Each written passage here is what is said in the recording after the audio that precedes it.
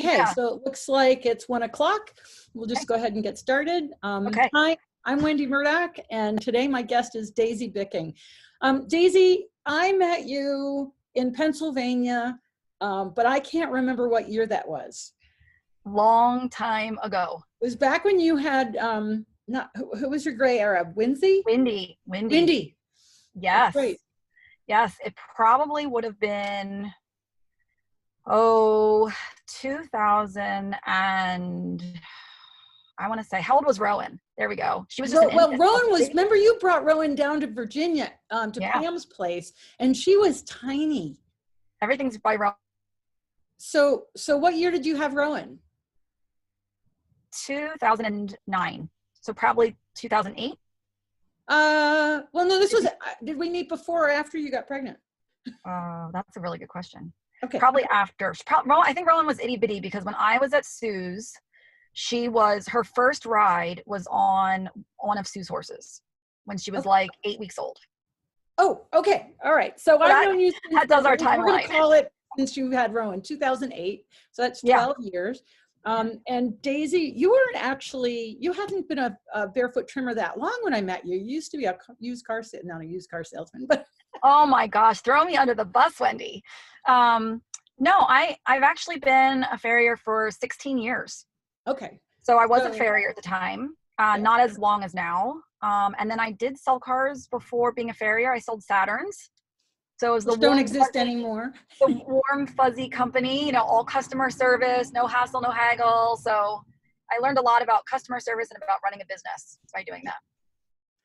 So I met Daisy, and at the time I was working with her on her riding because you were wanting to do dressage, and then you went into endurance and you did a bunch of things. But in the meantime, you taught me how to trim my horse's feet. Yeah. Do you remember? Yes, that was fun. Yeah. So Daisy came down and taught me how to trim my horses, and I've been doing them pretty much ever since, except when I'm like not home or when I had surgery. I gave it up for a while. Right. That's a good reason. After surgery, because I couldn't really hold a foot. But I still think of you every time, and it's been really, really valuable working with you and having that feedback and feeling like I can do this myself. And you weren't there a lot to help me. I mean, it was a couple of times. So, but it was really great information so that I could trim my horse myself. So what I'd like to do to start with, Daisy, is have you just kind of give everybody like a Hoof 101 intro. Okay. And just to make sure that everybody's up to speed on some hoof anatomy and some basics. And then we're going to jump off from there. Okay, sure. So, do you want to, we need to make your screen bigger, I don't remember how to do that. Make my screen. Like you're tiny right now. Oh. Let's see here. If I say pin video or spotlight video. Spotlight. I've forgotten how to. Oh, there you go. Perfect. Yay. There we go. That's much better. I love it when things work out really well, right? So I thought what I could do is just do a little bit of one of the more basic, workshop presentations that I like to use, where it kind of goes just into some basic concepts to start us out. So I'm just grabbing the right one here. Let's see. Because there's so many different trim styles and there's so many different ideas about trimming and about what we do to the horse's foot that it can be really, really difficult to, to know where to go and what to do. Right. And of course, I'm not finding the one I want at the moment, which always drives me crazy. Right? Always. So let's see here. Let's just do this one.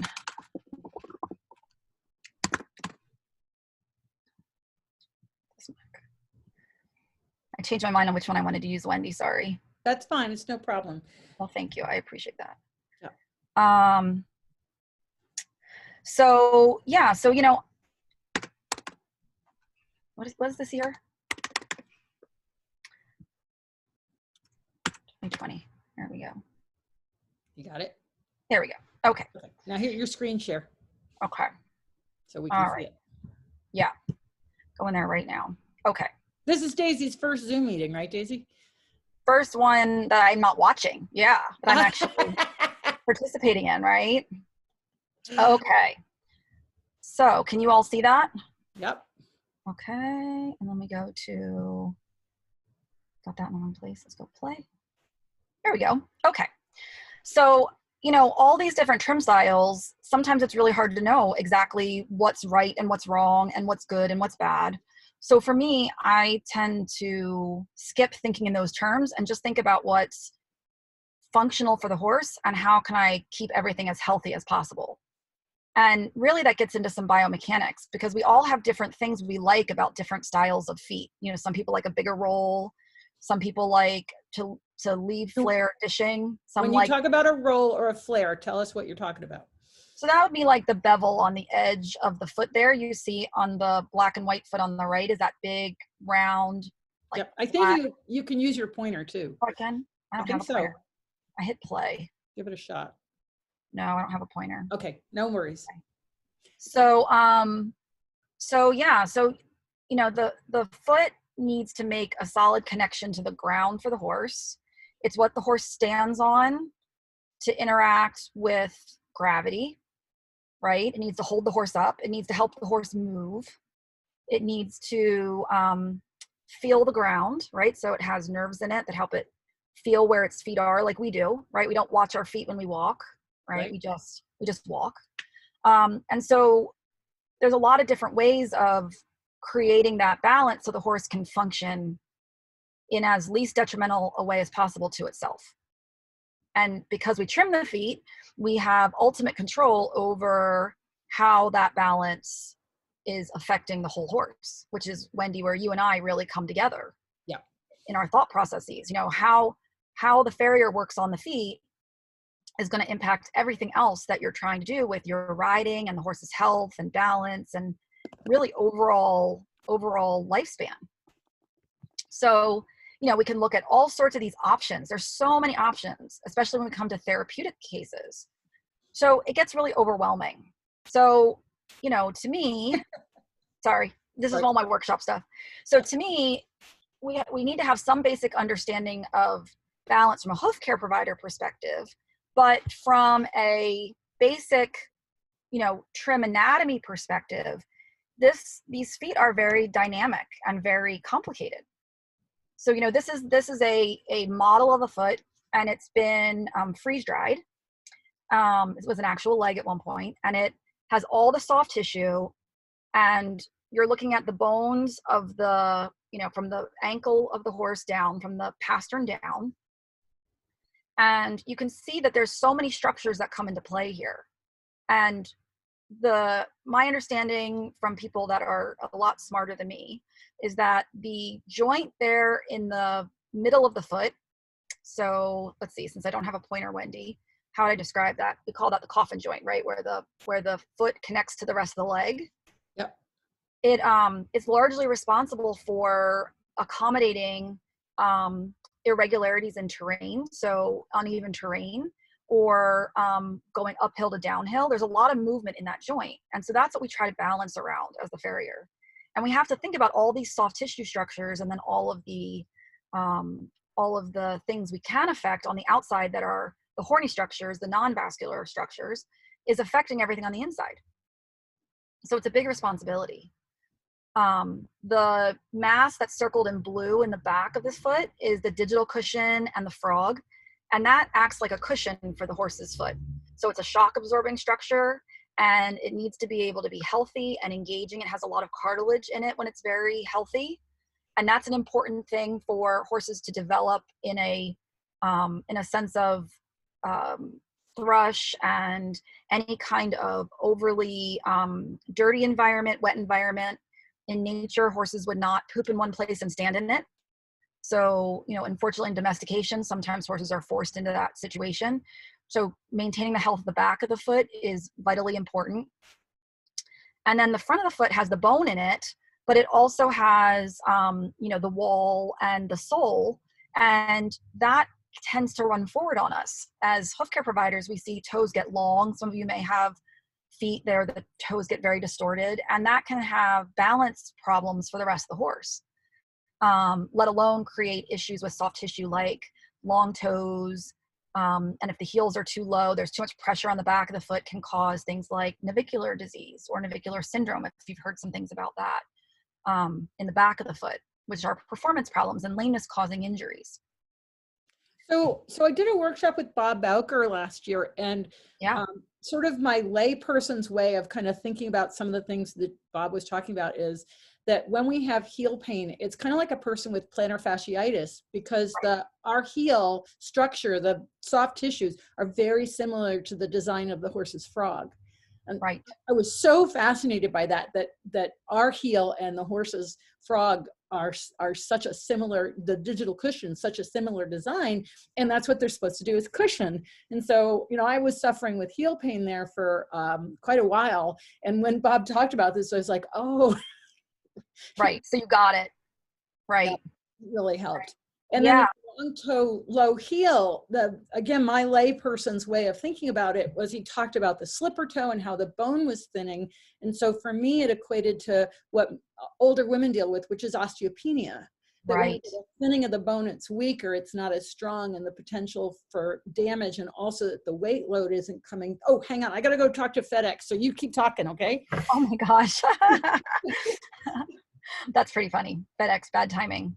So yeah, I think looking at how these dynamic structures interact with the ground, and whether you work on your own horse's feet or whether you have a farrier or a trimmer that comes and takes care of your horse's feet, being aware of how those structures need to support the whole horse's foot. Oh, we've got the cat.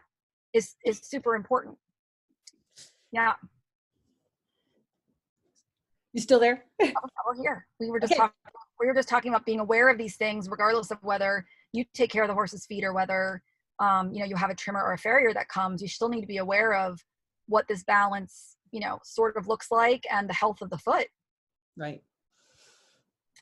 It's really a great way that you can advocate for your horse, is by being knowledgeable about these things. Right. So this is the structures that we're dealing with, that you as a farrier are trimming and trying to keep healthy and keep in good balance. And can you show us some pictures of some feet that are not in good balance? Oh yeah, I've got plenty of those. Yeah. So let's see here. How about, let's go down here. There's plenty of them down here. How about, oh, this one? Yeah, that's definitely not in good balance. Yeah, and it's typical, unfortunately, isn't it? Yeah, it's very typical. This is that low heel, long toe. And the things that I look at in this foot that tell me this horse is in trouble is looking at, if you all can see the hoof rings in the picture, those stripes that are going down the foot. A horse should not have rings at all. And they really turn down sharply in the heel, in the back of that foot. And that's an indicator that there's a lot of stress in the back of that foot. The angle of the foot is very shallow, and the coronary band, where the foot meets the rest of the leg, is very steep. And that has a direct relationship to the angle of that bone inside the foot, and it's way too low in the heel. That takes some. The coronary band then really should be more parallel to the ground? Yeah, it should be more closer to parallel. I mean, if it's too parallel, you've got a club foot. Okay. But if it's too steep, then you have, a low heel situation. So there's a direct correlation between the angle of the coronary band and the angle of the bone. So that's just a great simple place to look to see how your horse's foot is going. Right. And a great tip about coronary band angle is if you look at the hind feet, we talk a lot of, Wendy, about how if your heels are too low behind, it causes a lot of performance problems, right? And so the way if your heels are too low in your hind feet is a little easier than the front, because the coronary band, if you put a broom handle through the coronary band, looking at the horse from the side, that broom handle should aim at the knee of the horse or below. Oh, that's a really easy way to determine it. Yep. And if it aims above that, if it's at the elbow or sometimes the belly, then your heels are way too low, and you should ask your farrier and your vet to help you get better angles behind. So negative plane, that's the term that's used when you've got that really low heel and that coronary band pointing upward. Yeah. Yeah. So let me show you this slide you'll like. I'm here to the distortions. These are case studies. Yeah, there's just a couple things in here. Yeah. I noticed that Secretariat photo go by. Oh yeah, isn't that a great one? Yeah, yeah. Talking about balance and poise and performance. Okay, here we go. So this is what we're talking about. So this would be considered an ideal foot alignment. So the bones line up in a fairly straight line there in the foot. The bottom of P3, that palmar angle, the orange, that should be between 5 and 8 degrees, ideally. And, you know, everything is pretty compact around that foot. But then if you get a low palmar angle or a negative plane coffin bone, you can see where the bones are no longer lined up in a straight way. And the orange line on the bottom of the coffin bone there is too low in relation to the ground. So, yeah, go ahead. So it's interesting, like when we look at a horse's foot, we see that the obviously the hoof is on the ground, but we have to kind of visualize what the bones are doing inside. Exactly. And so our clues are the angle of the coffin, the angle of the coronary band, and the line, the rings on the horse's feet. And yep. Then of course the line, if you drop down from the coronary band to the ground, the line along the front of the foot, like that's a big clue on this foot. Right. Right. It's more accurate to draw the line in the middle of the bones because they're trapezoids. But okay. Even if as a lay person, you're just trying to get a general impression, understanding we call that hoof pastern axis, that should be fairly straight. And the easiest way you're going to know this, and I'm a high advocate of preventative radiographs. You know, if you want objective information about how to know if your horse has, you know, appropriate angles that aren't causing undue harm to the horse over time, because it's preventative. You may not have a problem right now, but you might be heading towards a problem if you don't have your angles lined up appropriately, because it's putting leverage on soft tissue. Well, and then it gives you feedback by having a record. It's like just having a baseline. Yeah, and then you're not going to your farrier and saying, hey, I think, I watched this webinar with Daisy and Wendy, and they said, you know, which the farrier always loves, right? Yeah. So, you know, instead you're saying, I just want to check in on my horse's feet and have a conversation about where they are now and where we're going and what we can do to help them have the best feet possible. And, you know, I'm going to get some radiographs, and I hope we can have a powwow about that. And most farriers are very willing with more information to, you know, be proactive to help you and your horse. Great. So then it's not your opinion, then it's objective information, which helps. Okay, so we've looked at the coronary band, the rings on the foot, and then just the sort of relative line off the toe. But what happens when we pick up and look at the bottom of the foot, like the picture you have on the right there? What are we looking for when we're looking for a healthy, good foot when we pick up that foot?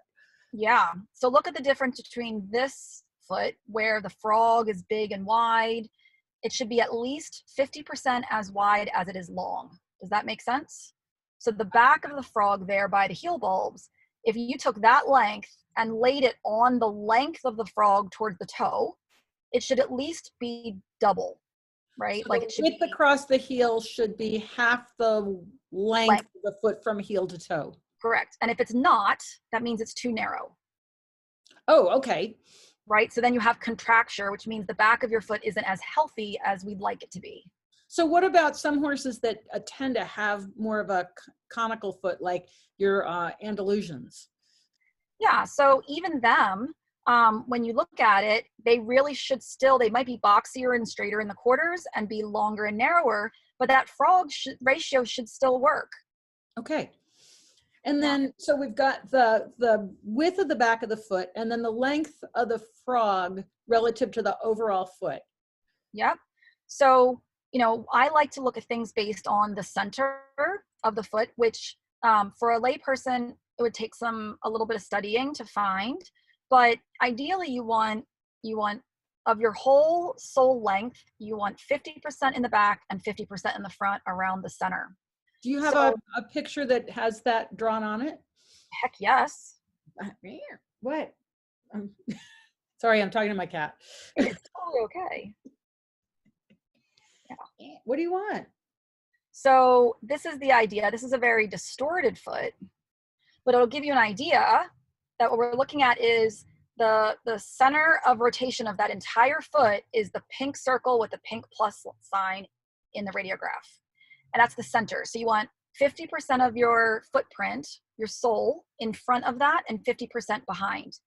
And so what this diagram is showing is that you've got 80% of your sole in front of that center and only 20% behind. So this is a horse that has a lot of toe leverage. Now he has some other problems too, but you can correlate that directly to the picture of the sole below it. And you can actually look at how the back of the foot and the back of the frog with the center, that's where the center is on the sole. And then that's where the end of his foot is. So, and then I've even drawn a line for where the bone is because we can actually locate the bone in the sole as well. So you can, with a little bit of studying, you can find all those landmarks, but ideally you want that balanced ratio front to back. And that's not most horses. Most horses are not trimmed or shod that way. So it's a good thing to look at. So somebody's asked, how do you find the center? Yeah, so there are 5 different ways to find the center. That's a really good question. And we call that hoof mapping or sole mapping. And here it is. Well, and I've got some oh, that's a great illustration because I've got some questions here. Okay. So, and I'm happy to share this with anybody who'd like a copy. However, we can get that to everybody. Something I have freely out on the internet, and I'm happy to share it on how to do this sole mapping. So we can probably put that, when I post it, we can list a link on how to do that. Perfect. I love it. Thank you.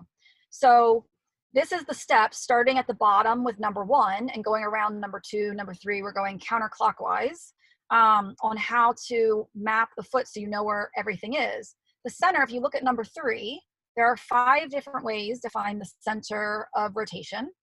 And you can look at the widest part of the foot on the outside there where the maroon line is on the quarters, on the outsides like this. You can look at where that is. So you would look at the arc of the foot on the outside and where you draw a straight line this way. The last point on the arc that your straight line touches is where the widest part would be.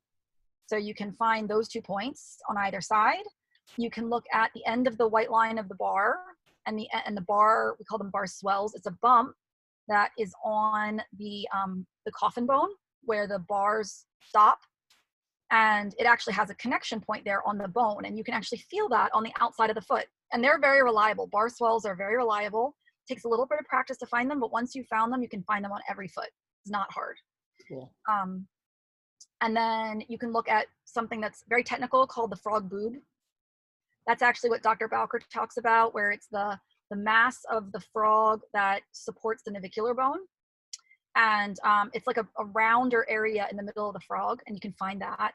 And then on an average size foot, we do 1 measurement, which is 1 inch back from the true frog apex, but that's the one I like the least because the frog apex can run forward on you and then that misleads your eye. So, you know, there's Daisy can't, unfortunately, she can't use her mouse pointer because it's in a PowerPoint. Because somebody's asked, can you use your pointer? I can do it this way. Hang on. Let's see if I can do this. Okay, can you see that? Yeah. Okay, so now I can yeah, awesome. Yeah. Yeah, and if I get rid of this, let's see. Watch this. Yay! Okay.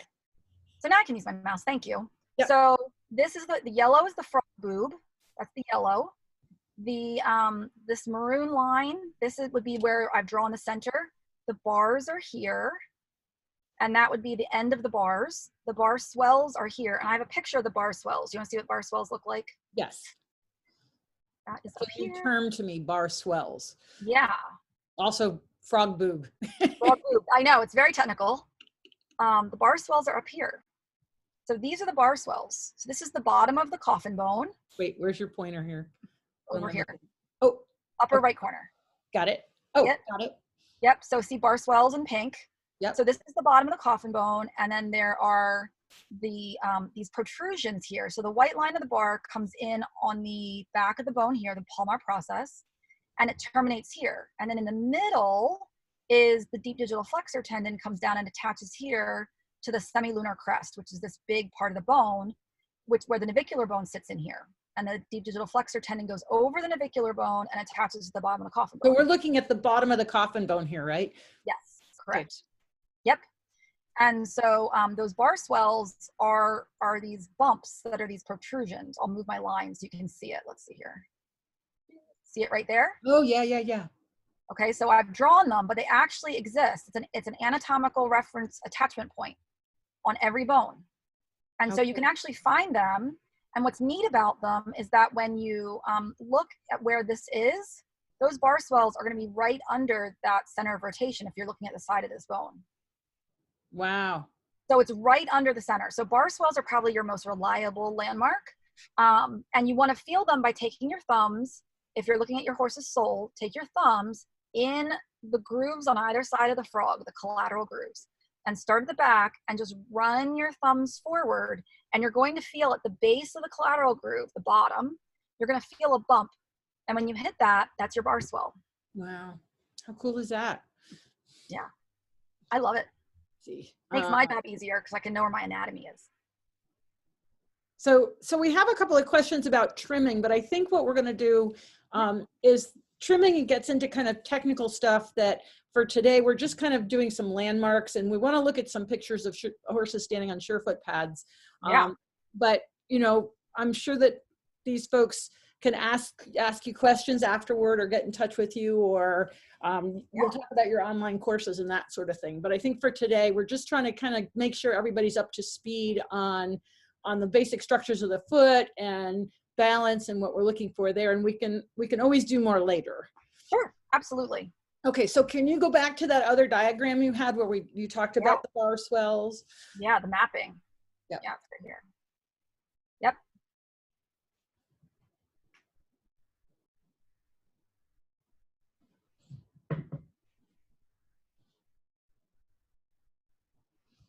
Let's see, I know somebody else had a question here while I was up. I think we've answered it.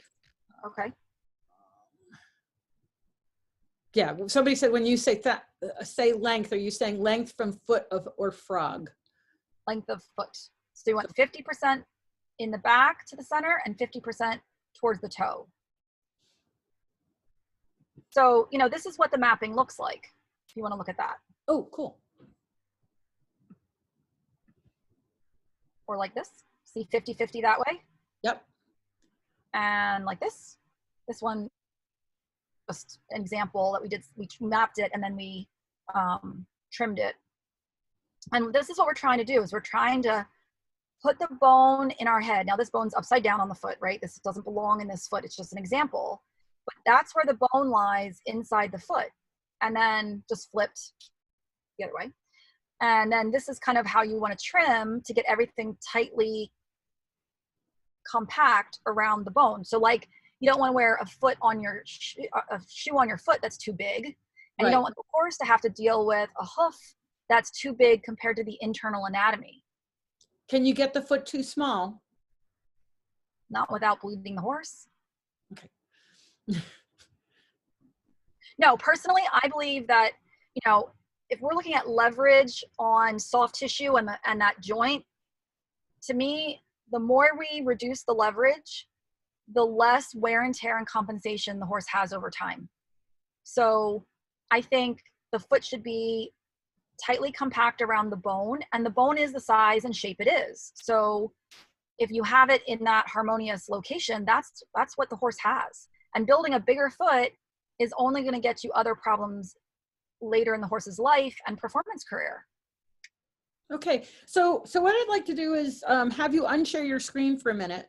Sure. And I'm going to share the screen and show some pictures of horses on surefoot pads. Okay. Or pictures of horses that have been on surefoot pads. Okay. Right. And so the beauty of the surefoot pad is that it can leave the impression of how the horse is loading. And so we get to see sort of a picture that we wouldn't normally see, because when a horse is in good footing, and this is the thing, is You know, people spend thousands and thousands of dollars on good footing, but when they're in good footing, you don't see how the foot's actually landing on the hard surface. Because it goes through the top cushion and then you can't really see what's going on. And when a horse is on a hard surface, the hoof capsule is going to stop because it's hit friction and it's slowed down, but you can get movement of the internal structures. And so the beauty of the Surefoot pads is that you can put a horse on a Surefoot pad, and when you step them off, you can see how they've been loading their foot. And so this is one, Daisy, that I use quite a bit. It's a shod horse, but the reason I use this one is that we actually see this really nice frog.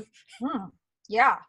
And there's so many times where I've had a horse on a pad and I don't see a frog. So what is that saying when we don't see a frog?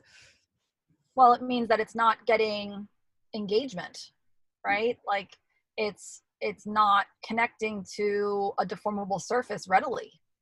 And so how important is it that a horse's frog make contact with the ground? Critical. Yeah, because that frog is I'm gonna see if I can find some pictures of when I don't have a frog. Yeah. I have one there. I've seen times when there's absolutely no frog presence at all. So here's one actually, and you can see that, and this is a soft pad, which is gonna give the most and make the most contact. And we just barely see a little bit of heel there. And really, we don't see any frog impression whatsoever. Right. Yeah, that to me would be way less than ideal. I mean, that frog and digital cushion is so integral into the shock and concussion absorbing system of the foot that when it atrophies, Dr. Bowker talks about how the fibrocartilage in the digital cushion atrophies when it's not engaged well. And once that cartilage is gone, you don't get it back. So your digital cushion should be cartilaginous, like your nose. Thank you. Like your nose. So it should feel like this. And when that cartilage atrophies, then it ends up feeling like your earlobe.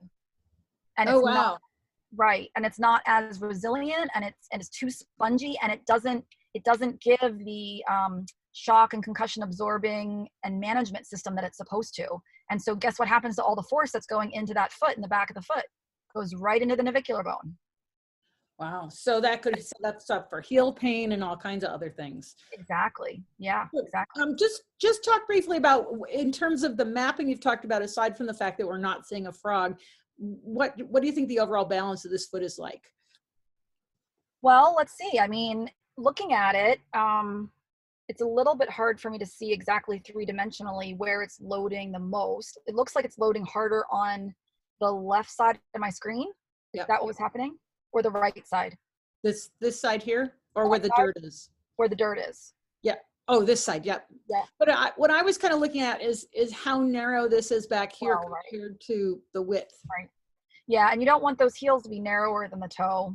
Yeah, exactly. Because then, remember, we were talking about the width and length of the frog. That's most likely meaning that you have a contracted heels and contracted frog, which means, again, the back of that foot suffering. And so here's just another print. Obviously, I didn't take the dirt off of it. I can actually turn it a bit so it's organized. So we're looking at it. Where that one's very wide. About that foot. Yeah, that foot's very wide. Huge frog. Yep. So this is our frog impression all the way through here. Yeah. Yep. Hind foot. But it's kind of interesting because we don't see a really symmetrical outer part of the foot. Right. Big flare on the outside. This one right here. Yeah. Yep. And what about, is that also a flare on the other side? Huge flare. Yeah, that's a huge flare. So you've got a heel quarter flare. Yeah, but differently. That's not the horse. I'm hoping, I think I have some pictures where we can actually see the horse and see the look at the pad. Oh, I have a really interesting one. I'm going to go to this one. So I had a little quarter horse come to, sorry, I'm going to make everybody dizzy. This little quarter horse came for a lesson. And this was how the right front was standing when we started. Okay. And so then I did the left front. And I'll just get, and this is how the left front was. And then I used the pads a couple of times, like had the horse move off in between and come back, right? But this was both front feet. And then where's my after picture? And then this is after. Huh. Really interesting. Yeah. So what is your impression going on there? Like, what do you think's happening? Well, it seemed like initially the horse was loading its heels because there was a little more like frog impression. See if I can find both feet here again. Yeah. But the pads are different hardnesses as well? No, these pads were both the same hardness. This is both the hard pad, but I just flipped it over and used the other side because it hadn't sprung back from this impression. So when I flipped it over, it's just an ivory color. And so I just used the pad. Okay, same pad then. Okay. Yep. Cool. It was so fascinating to me because we were all watching this horse and she was super base narrow, right? Mm-hmm. And she was really low in front. Mm-hmm. And she was really low in her chest on this side. And I'll just play a little bit of that video so you can just see how she was so low on her chest. But what surprised us was how much change we saw in the impression after like maybe 15 minutes of just using the pads. And that's when we got this impression. So this is just flipping the pad over and we see an entirely different foot. Totally different. And if I had shown you those two pictures, would you have thought it was the same horse? No. Yeah.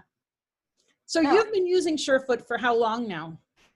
Since you first came out with it. So that's what, how many years now? Well, 2012 was when I first started. So yeah, so yes, that's right.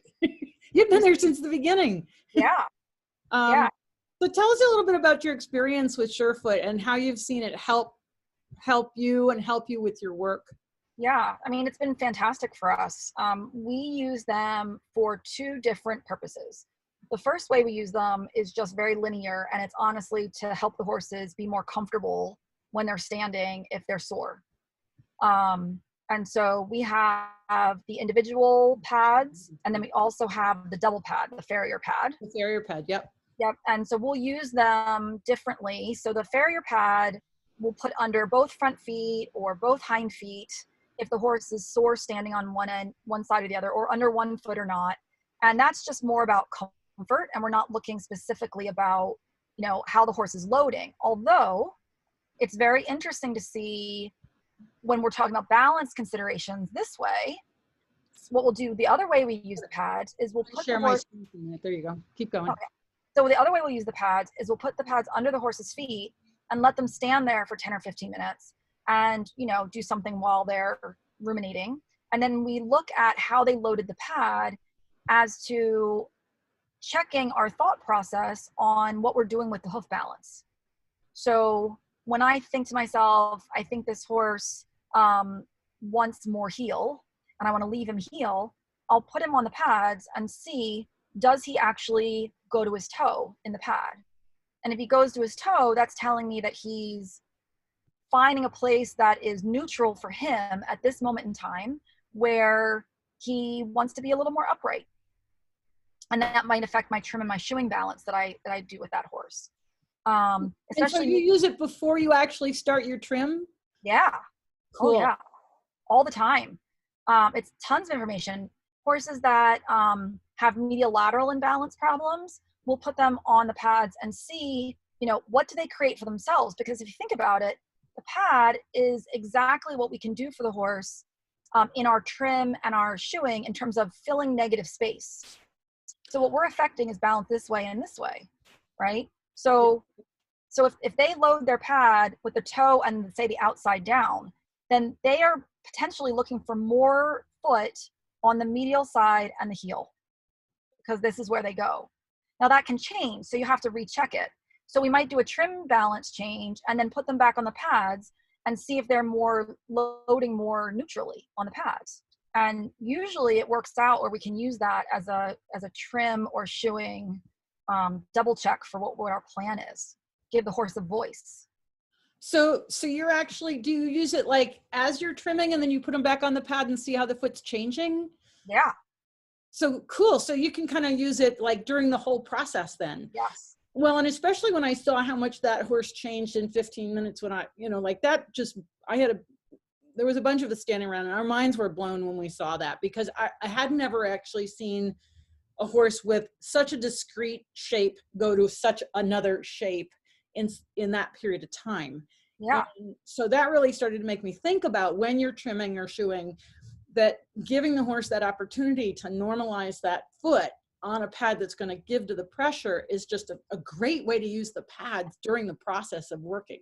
Yeah. And it actually gives us information about where to go. Right. And I mean, horses stand on deformable footing and uneven surfaces all the time. So I know that if I make a change, it's not static for the horse. Like, it doesn't just maintain that way. But so many of the horses I deal with are dealing with soft tissue injury or strain in their coffin joint.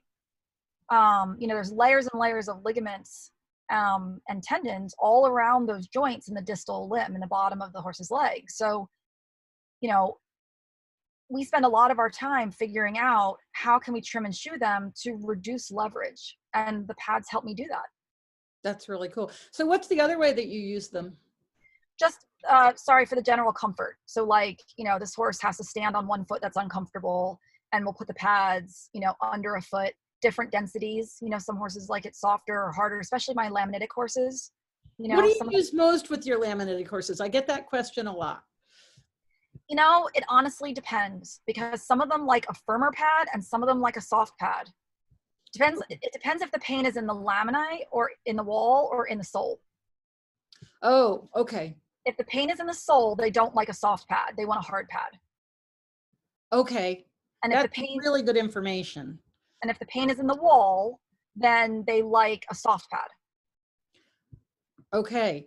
Because this is a question that I get all the time, and especially now that we're coming into the spring season, horses are I don't know about you, but when I look out in my yard, the grass is so green all of a sudden. And so I'm already starting to get these questions about laminitic horses. And so, then if it's in the, say it again, if it's in the middle of the foot. If the pain is in the sole, yep, then they want a hard pad. Okay. Because what they don't want is the soft pad pressing up on the sole. Ah, okay. So they want something that's a little more firm.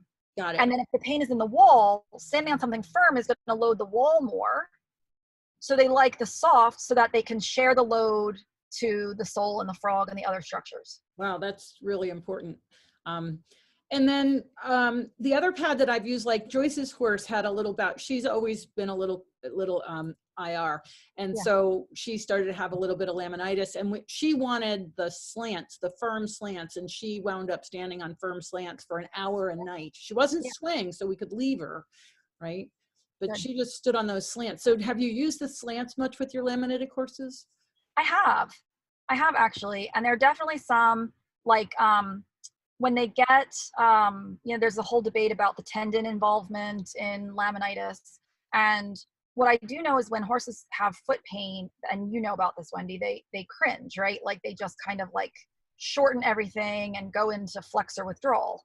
So when they're in that place, if we ask them to stand on their feet, like as they are barefoot, sometimes that's too much stretching out for them and they get uncomfortable, they get painful from that.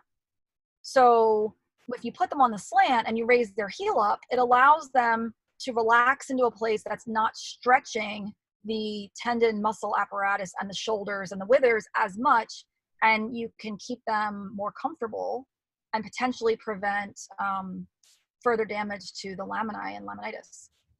Wow. Okay. Because that's a lot of times I'll recommend the slants for laminitic horses because I've seen that they really like it. I have a number of vets that I know that they're a little afraid of the slants actually, but I think they work great. Yeah. Well, they're not familiar with it, right? So, oh, do I have a picture of Farrier Pad? Yes, I absolutely have a picture. I found it. Actually, yeah. While you look for that, can I make another comment about slants? Go for it. So we love using the slants on hind feet. Yes, I do that all the time. Tell me why you like using slants on hind feet. Well, right. So most of our horses on the hinds, yep, there's the Farrier Pad. Yep. I love it. And it's big enough to have 2 feet on. So it's a little tricky sometimes getting both feet. Sometimes you put one foot forward, then the other. Sometimes you step them onto it, and sometimes you back them onto it. But once they start to figure it out, a lot of horses will just step right onto it. Yeah, yeah. So, so the slants on the hind feet with the wedge at the back, right? So what it does, a lot of our horses are too low in the heel behind. Like we talked about the coronary band angle being too steep. That's very common in our horses. So what it does is it raises the heel angle for them, and they can bring their cannon bones and their legs further back in the hind, and they can stand much more comfortably to balance if you're working with their front feet. So you actually use the slants while you're working on the front feet. Right.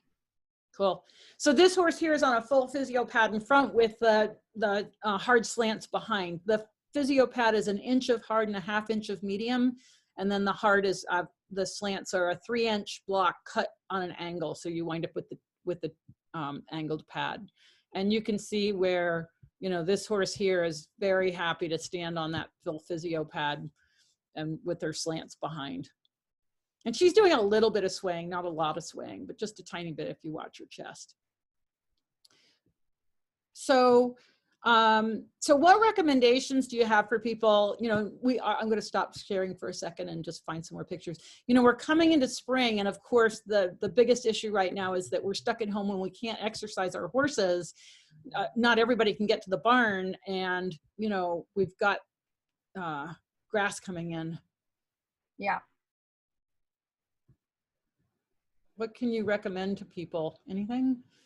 About exercise or about? Well, you know, I mean, some of them can get to the barn. I mean, everybody's in different lockdown situations, and it's varying country to country. And so I suppose in some ways it's good if horses are not getting just randomly turned out on grass right now. Oh, because of like spring laminitis and things like that. Exactly. Yeah, I mean, this is a really dangerous time of year for most of us, when it's, you know, above, well, 40 degrees Fahrenheit during the day and below 40 degrees Fahrenheit at night. The grass is the highest in sugar, and it's just coming out of hibernation from the winter. And so I think we need to be really careful about horses on turnout, especially any horse that has a risk of laminitis or has had laminitis in the past. So the sugar in the grass is lowest first thing in the morning until about 10 a.m. and overnight after about 10 p.m.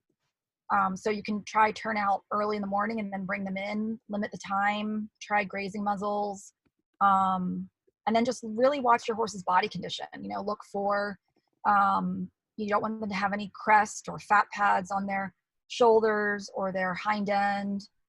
You don't want them to have a channel down the back or the fat pads above their eyes. All those are signs that your horse is obese or is laying an unhealthy layer of fat down that would be related to potential metabolic problems.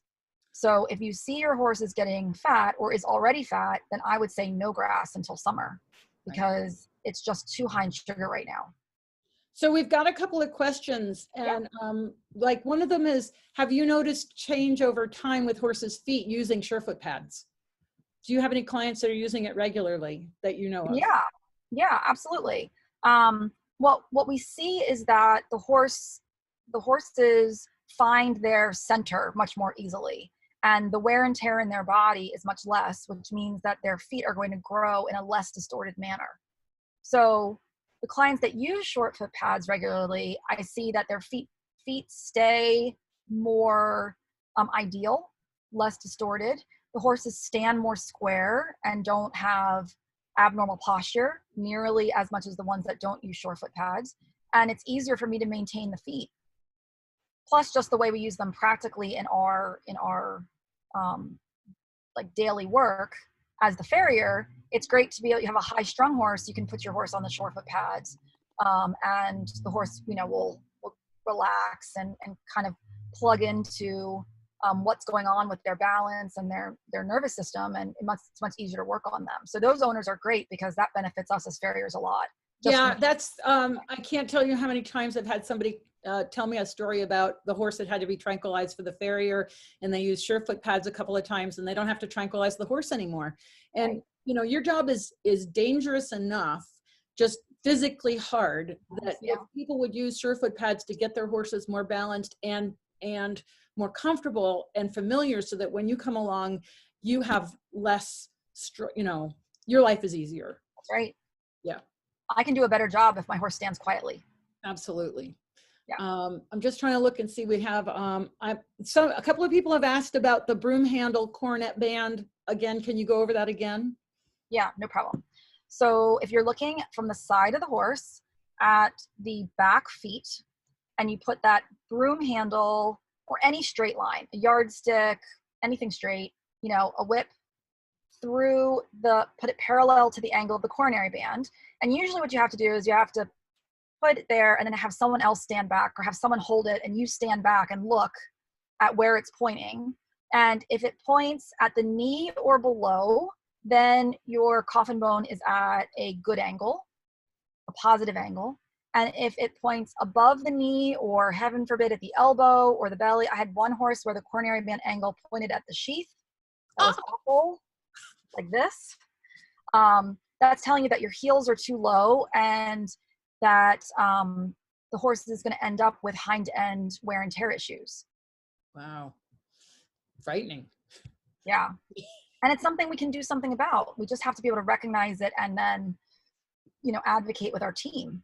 Right. So there's another question: that should the coronary band angle match in front and in back? Not necessarily. The way you know that the angle is accurate is if you have a straight hoof pastern axis. Can I go back to a slide one moment? Yeah, go for it. Okay. Let me just make that a little smaller. Go back to this. Let's see here. Go to screen share. Okay.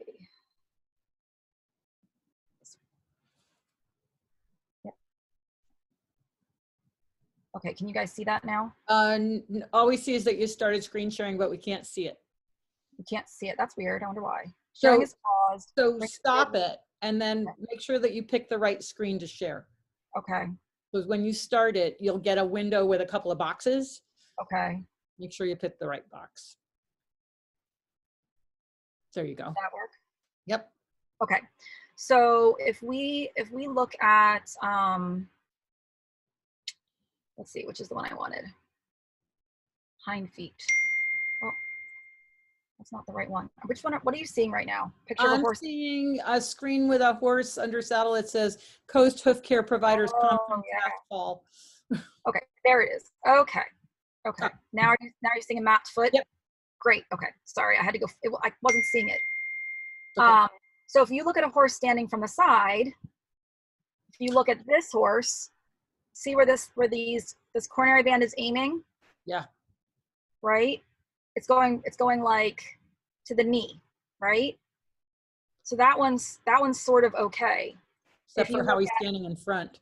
Well, yeah, he's not standing well, but his angles are okay. Now this is an awkward angle, but look where this angle's pointing. Look how much steeper that is. It's going all the way up here. Yep. And if we really got to the side of him, I bet you that this is actually aiming up more like at his elbow. Right. Where if you look here, look at this horse. Oh, wow. Where that angle. Oops. Did you just lose your audio? Daisy? Did we just lose Daisy? Daisy. Uh-oh. I'm gonna get back to the chat, Daisy.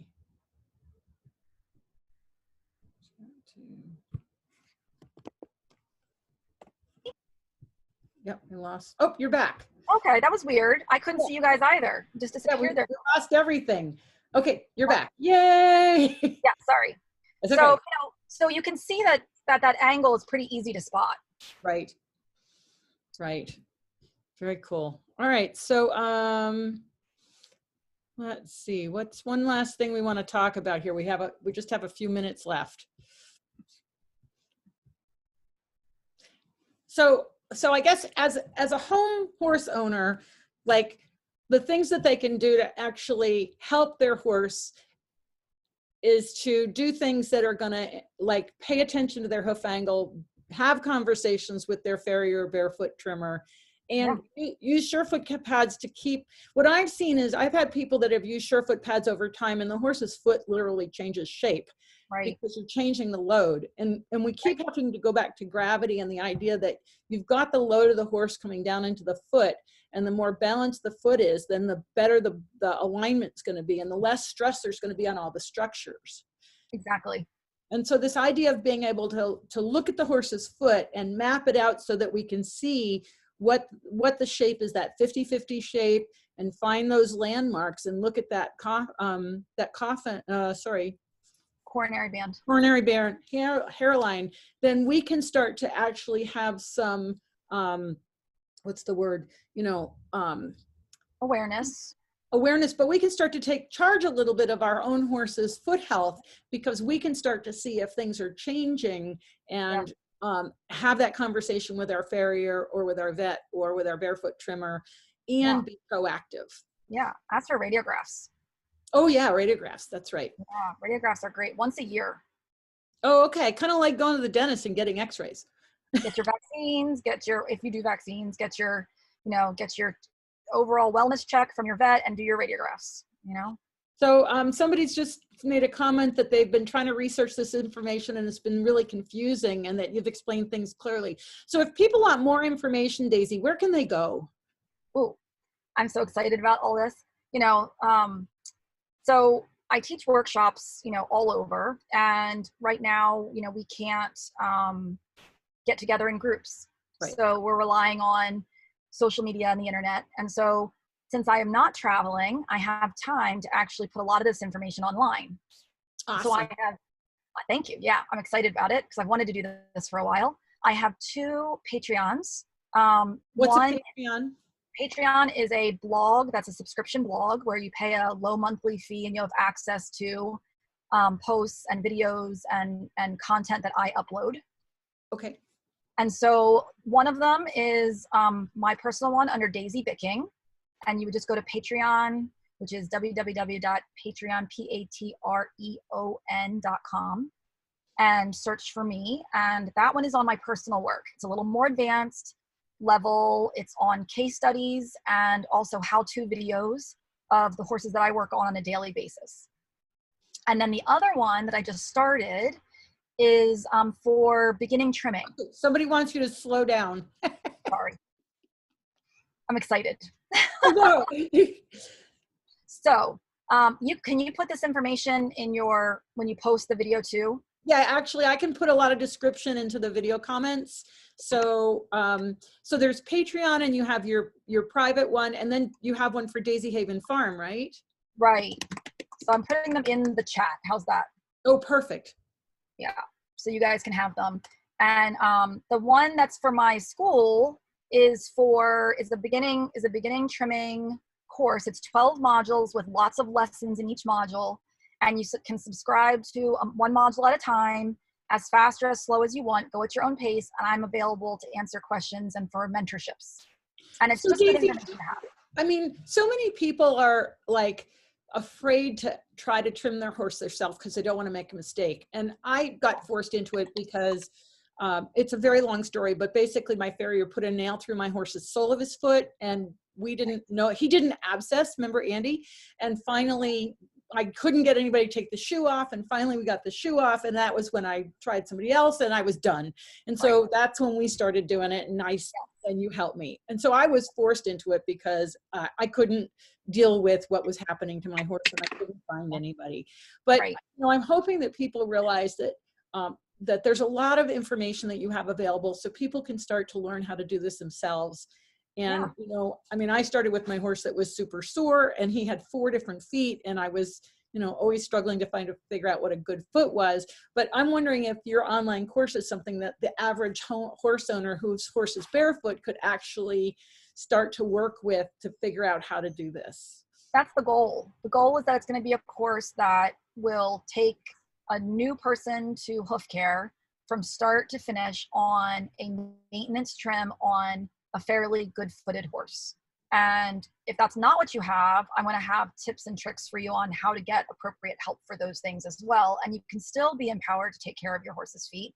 You just might need a little bit more help and input to get you to a maintenance place.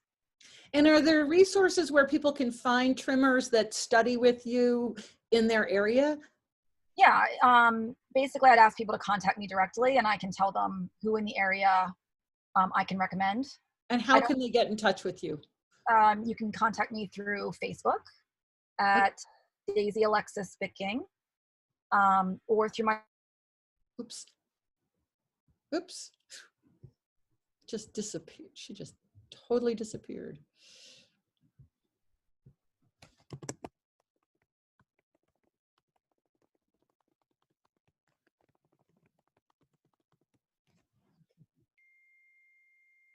Oh, okay.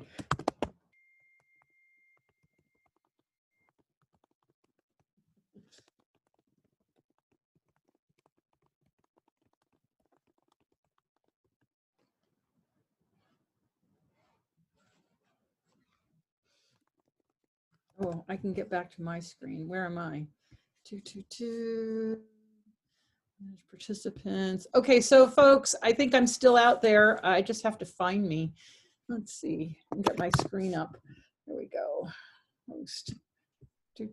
Thank you all for joining us. Daisy's computer died, so we'll just post the information of how you can get in touch with her. I think it died while it was on her screen, so I'm not even sure how to get back to my screen.